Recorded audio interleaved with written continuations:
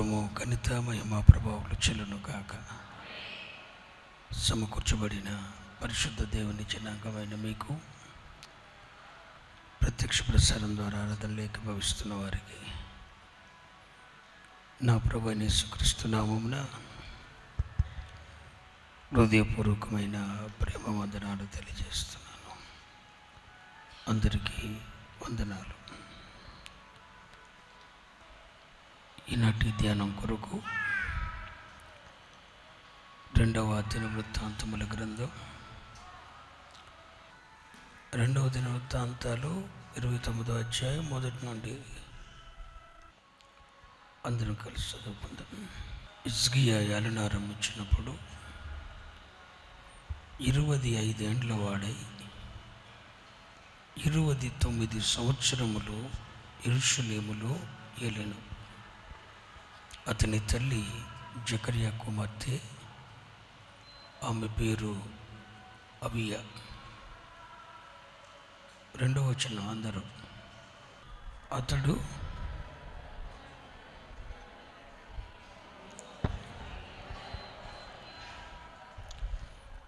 తన ఏలుబడి యందు మొదటి సంవత్సరం మొదటి నెల యెహోవా మందిరపు తలుపులు తెరిచి వాటిని బాగు చేసి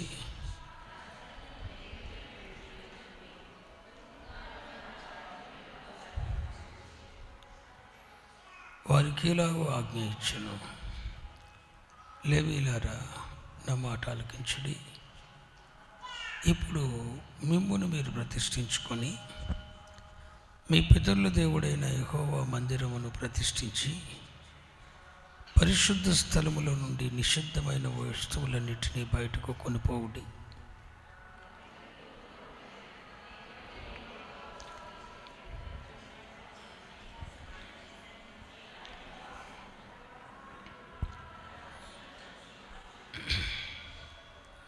మరియు వారు మండపం యొక్క ద్వారములను మూసివేసి దీపములను ఆర్పివేసి పరిశుద్ధ స్థలమందు ఇశ్రాయేలీయులు దేవునికి ధూపం వేయకయో దహన బలులు అర్పించకయో ఉండిరి.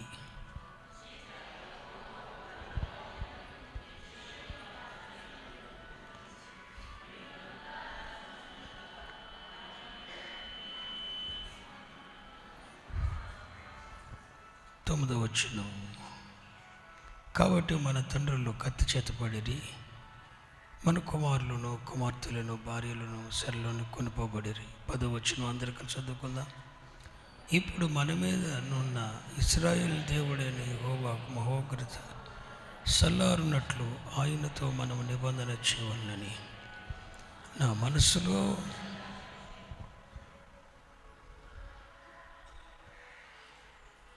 ఈ చిన్న మాట మరలా నా వెనక చెప్పండి. ఇప్పుడు మన మీదనున్న ఇశ్రాయేలు దేవుడైన యెహోవా మహోగ్రత సల్లారునట్లు ఆయనతో మనము నిబంధన చేయవలెనని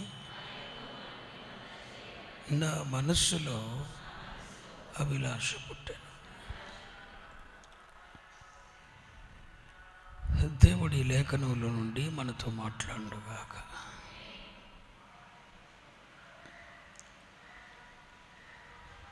చదువుబడిన ఈ లేఖన భాగాన్ని ధ్యానిస్తే మన ఆధ్యాత్మిక జీవితానికి అవసరమైన ఎన్నో పాఠాలు పరిశుద్ధాత్మ దేవుడు మన కొరకు గ్రంథస్థం చేసి ఉన్నారు.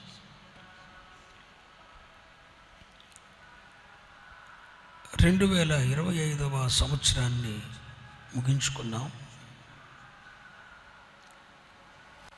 2026వ సంవత్సరం జనవరి నెల మొదటి నెలలో మనం ప్రవేశించి మనము మన కుటుంబాలు ఆయన సన్నిధిలో ఉండటానికి తండ్రి సహాయం చేశాడు. సమస్త ఘనత మహిమ ప్రభావాలు ఆయనకే చెల్లును గాక. ఈ నూతన సంవత్సరంలో ఒక్కసారి గడిచిన సంవత్సరాలలో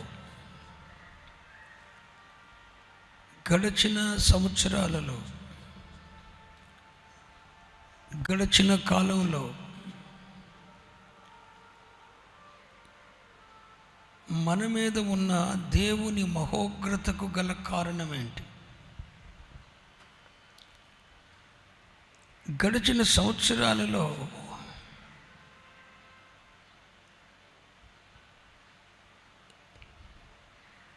ఎన్నో విషయాలలో మనం నష్టపోయాం. గడిచిన సంవత్సరాలలో ఎన్నో విషయాలలో మనం నష్టపోయాం. ఎన్నో విధాల ఒత్తిళ్లకు, దుఃఖాలకు, శ్రమలకు, ప్రతికూలతలకు మనము గురయ్యాం. ఒక రకంగా చెప్పాలంటే 2025లో నీ జీవితంలో జరిగిన సంభవాలన్నీ ఒకసారి సోదరుడా నువ్వు నెమరు వేసుకుంటే, సహోదరి నువ్వు నెమరు వేసుకుంటే, ఇప్పటికే నీకు నాకు బుద్ధి రావాలి. ఎప్పటికే నా జీవితాలు సరిచేయబడాలి. సజీవుడైన దేవునిని కలిగి ఉన్నాము. ఆయన వలన వచ్చే జీవమును పొందుకోకుండానే బ్రతికేస్తున్నాం. సజీవుడైన దేవునిని ఆరాధిస్తున్నాము. ఆయనతో సత్సంబంధ బాంధవ్యాలు లేకుండానే ఆయన మా దేవుడని సాక్ష్యం ఇచ్చేస్తూ బ్రతికేస్తున్నాం. గడిచిన కాలంలో, గడిచిన సంవత్సరాలలో ఎందుకో దేవుడు మనల్ని విడిచిపెట్టినట్టు అని అనిపించలేదా నీకెక్కడ? ఎన్నో దినాలు దుఃఖంతో నువ్వు గడిపిన అనుభవాలు నీకు గుర్తు రాలేదా? ఎన్నో దినాలు ఒత్తిళ్లతో ఏం చేయాలి అన్నది అర్థం కాని అధ్వాన పరిస్థితుల్లో కూలబడిపోయిన అనుభవాలు జ్ఞాపకం లేదా? పిల్లలు మాట వినని స్థితి, కుటుంబాలలో ఐక్యత లేని స్థితి, విచ్ఛిన్నమైన అనుభవాలు, ప్రతికూలతలు, ఎవరనుకున్నది వారే సాధించాలన్న పట్టుతో ముందుకు సాగుతూ దుఃఖకరితమైన జీవితాలు జీవిస్తూ అనుభవించలేదా? నీ కుటుంబంలో నీ బిడ్డలను సాతాను చెరలోనికి తీసుకుని వెళ్ళిపోలేదా? ఎంతోమంది దుష్టుని యొక్క ఖడ్గం పాలైపోలేదా? జీవము దేవుని నుండి నీ కుటుంబంలో వేరైపోయిన వారు లేరా? నీ పిల్లలు, నీ భార్యలు, లేకపోతే నీ కుటుంబం, నీ భర్త దేవునికి దూరమైన దాఖలాలు కనపడలేదా? ఆర్థికమైన పరిస్థితులతో, అసమానతలతో కృంగిపోయిన అనుభవాలు లేవా? దివారాత్రులు ప్రార్థిస్తున్నారు కానీ వీరి జీవితంలో ఏం జరిగిందని, వీరి దేవుడు ఏమాయనని చెప్పి జనులు అపహాస్యం చేసుకున్న సంఘటనలు నీ చెవిన పడలేదా?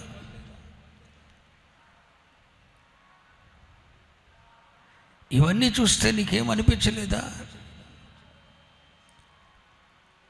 నీ మనోనేత్రములు మూయబడి గ్రహించని అధ్వాన స్థితికి వెళ్ళిపోయేవేమో. ఈ శుభవేళ నేను మీతో మాట్లాడుతున్న వర్తమానం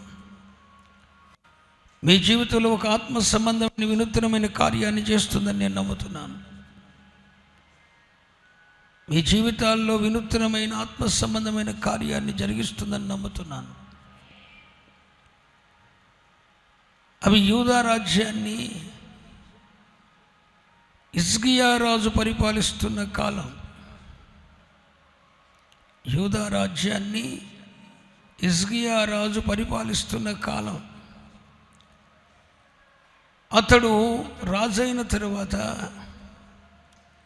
యెరూషలేమును కేంద్రంగా చేసుకొని 29 సంవత్సరములు రాజ్య పరిపాలన చేశాడు. అతని పరిపాలనలో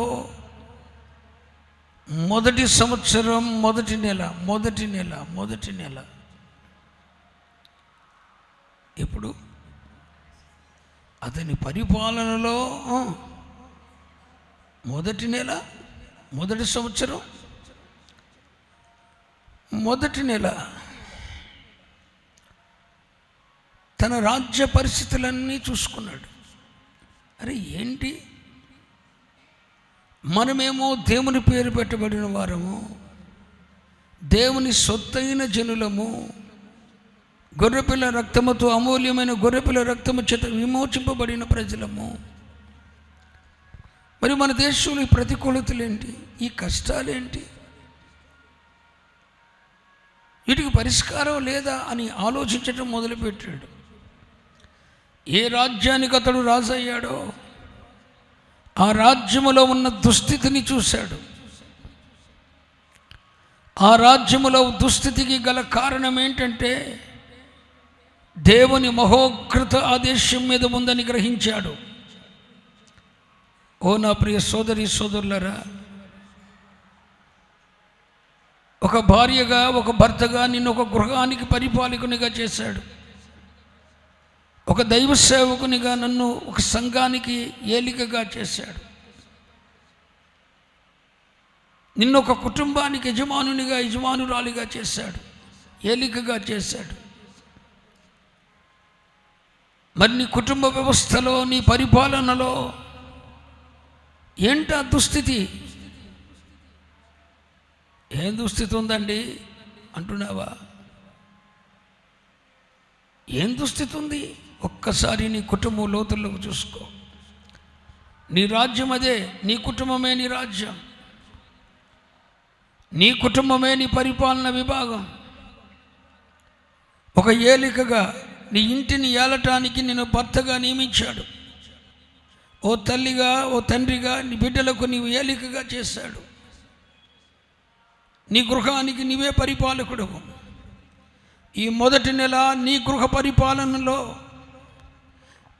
దేవుడు నీకు అప్పగించిన రాజ్య పరిపాలనలో ఎక్కడైనా దేవుని మహోగ్రత ఉందేమో గమనించావా? నీవు నీ ఇంట్లో దుస్థితి ఏంటో గమనించాలి. యూదా సామ్రాజ్యానికి హిజ్కియా రాజు అయిన తరువాత అతడు ఏ రాజ్యానికి అయితే రాజు అయ్యాడో ఆ దేశంలో ఉన్న దుస్థితికి గల కారణం, ఆ దుస్థితికి గల కారణం ఏంటో గ్రహించగలిగాడు. నీ భక్తి జీవితంలో నీ ఇంటిలో ఉన్న దుస్థితికి, నీ కుటుంబ పరిస్థితుల్లో ఉన్న దుస్థితికి వాట్ ఈస్ ద రీజన్? కారణం ఏంటి? కారణం లేకుండా ఏది సంభవించదు. యాదృచ్ఛికంగా దేవుడు దేన్ని జరగనివ్వడు. ప్రతి చిన్న విషయంలో ఏదో ఒక కారణం ఉంటుంది. దేవా, నీవు యాకోబుని ఎందుకు ప్రేమించావు, ఏశావుని ఎందుకు ద్వేషించావంటే దానికి దేవుని యొక్క ఒక కారణం ఉంటుంది. ఖచ్చితంగా దాన్ని చెప్పగలడు. ఈ శుభవేళ నీ నా జీవితాలలో, నీ నా కుటుంబ పరిపాలనలో, నీ నా రాజ్య పాలనలో దేవుడు నిన్ను దేని మీద ఏలికగా చేశాడో ఆ పరిపాలనలో దుస్థితికి గల కారణం ఏంటి? ఈ మొదటి పునరుద్ధాన దినములో అసలు నీ ఇంటి పరిస్థితులు చక్కగా ఉన్నాయా? లేకపోతే అన్నీ చక్కగా పెట్టుకొని కూల్గా బ్రతికేటు నేర్చుకున్నావా? సియోనులో నిర్విచారంగా ఉన్నవారికి శ్రమ. నీ ఇంట్లో పరిస్థితులు విషమిస్తున్నా, నీ ఆధ్యాత్మిక జీవితం పతనమవుతున్నా, బిడ్డలు దేవునికి దూరమై బ్రతుకుతున్నా, లోకాశలతో జీవించటానికి దిగజారిపోయినా, ఇసుమంత కలవరం లేకుండా, ఒత్తిడి లేకుండా, టెన్షన్ లేకుండా బతికేస్తున్నావు అంటే అర్థం ఏంటంటే జీవము గల దేవుని సంఘం అనే సియోనులో ఉండి నిర్విచారంగా బ్రతికేస్తున్నావు నీవు. ఈ నిర్విచారంగా బ్రతకటానికి శ్రమ. పరిస్థితులు ఎలా ఉన్నా సరే ఆందోళన, ఇసుమంత ఆందోళన. అయ్యో, బిడ్డలు దేవునికి దూరం అయిపోతున్నారే, ఒకదాన్ని వెంబడి ఒకటి నేను కోల్పోతున్నానే. నన్ను ప్రేమిస్తున్న భర్తను కోల్పోయాను, భార్యను కోల్పోయాను, బిడ్డలు దూరం అయిపోయారు. ఒంటరి జీవితాన్ని జీవిస్తున్నానే, ఏంటి అధ్వాన పరిస్థితి? ఇంకెప్పుడు ఆలోచిస్తావు నీవు? సంవత్సరములు గడుస్తున్నాయి. నీ ఇంట్లో ఉన్న దుస్థితికి, దుష్ట పరిపాలనకు, నీ ఇంట్లో ఉన్న ప్రతికూలతకు గల కారణం ఏంటో నువ్వు గ్రహించాలి.